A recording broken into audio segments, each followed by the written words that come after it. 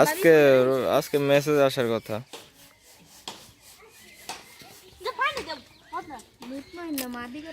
দেখেন আমাদের গ্রাম বাংলার ঐতিহ্য, আমিও এক সময় এই গ্রামে এটাকে মাওরা বলা হয়, এটা তারা এটা যদি মানে করে তাহলে নাকি বৃষ্টি আসে। যাই হোক, এটা মূলত কুসংস্কার, এটা যাই হোক কুসংস্কার, তবু আমরা গ্রাম বাংলার ঐতিহ্যকে টিকে রাখার জন্য জালালপুর, এটা আমি করি না, আমরাই করি। সবাই মিস করবেন বুঝছেন, আমি যে সুখ পাইতেছি এখন আর কি, এটা আপনারা পাইবেন না।